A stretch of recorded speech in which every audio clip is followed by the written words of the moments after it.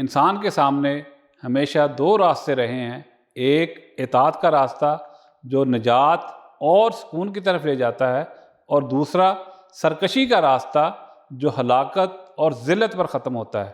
اللہ تعالیٰ نے ابتدا ہی میں یہ حقیقت بیان کر دی کہ نجات صرف ماننے اور جھکنے والوں کے لیے ہے، اور بربادی انکار کرنے اور ضد پر قائم رہنے والوں کے لیے ہے۔ ارشاد باری تعالیٰ ہے، جو لوگ ہماری آیات کو جھٹلائیں گے اور ان کے مقابلے میں سرکشی برتیں گے، وہی اہل دوزخ ہوں گے جہاں وہ ہمیشہ رہیں گے۔ الاعراف 36۔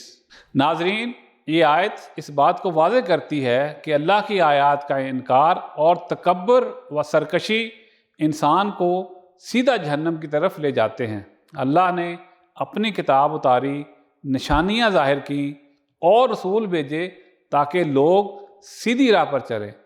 اب جو لوگ ان سب کو جھٹلائیں اور ان کے مقابلے میں ڈٹ جائیں، پھر ان کے لیے کوئی خلاصی کا امکان نہیں رہتا۔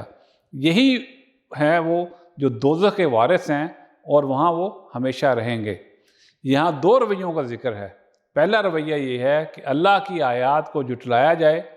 یہ محض ایک علمی انکار نہیں، بلکہ اللہ کی واضح ہدایت کو تسلیم نہ کرنے اور جان بوجھ کر روگردانی کرنے کا رویہ ہے۔ اور دوسرا رویہ یہ ہے کہ سرکشی، یعنی نہ صرف یہ کہ دل سے ماننے سے انکار کیا جائے، بلکہ عملی طور پر حق کے مقابلے میں ڈٹ کر کھڑا ہوا جائے۔ ان دونوں کے ملاپ سے وہ جرم پیدا ہوتا ہے جس کا نتیجہ دائمی جہنم ہے۔ ناظرین، یہ حقیقت بھی اہم ہے کہ جھٹلانے والے اکثر یہ سمجھتے ہیں کہ وہ حق پر ہیں، لیکن حقیقت میں ان کی سرکشی ان کے دلوں کو اندھا کر دیتی ہے۔ ضد، تکبر اور خواہشات کے پردے ان پر پڑ جاتے ہیں۔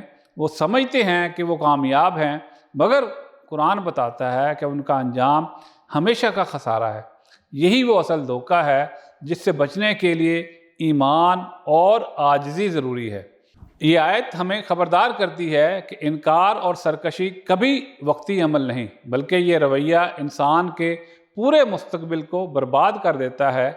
دنیا کی ضد اور سرکشی شاید کچھ وقت کے لیے طاقت کا تاثر دے، لیکن حقیقت میں یہ انسان کو ذلت اور رسوائی میں دھکیل دیتی ہے، اور جب قیامت آئے گی تو یہی ضد اسے جہنم کی آگ میں لے جائے گی، جہاں نہ کوئی رہائی ہوگی اور نہ کوئی موت۔ ناظرین، کامیابی صرف اسی میں ہے کہ ہم اللہ کی آیات کو سن کر جھک جائیں، دل کو نرم کریں اور اپنی اصلاح کریں۔ یہ دنیا امتحان کی جگہ ہے، اور امتحان میں فخر اور سرکشی ہمیشہ ناکامی کا سبب بنتی ہے۔ اے اللہ، ہمیں اپنی آیات کا انکار کرنے والوں میں شامل نہ فرما، ہمیں سرکشی اور تکبر سے محفوظ رکھ، ہمارے دلوں کو اپنی ہدایت کے لیے کھول دے، اور ہمیں ان لوگوں میں شامل کر جو ہمیشہ کے لیے تیری رحمت کے وارث ہوں۔ آمین یا رب العالمین۔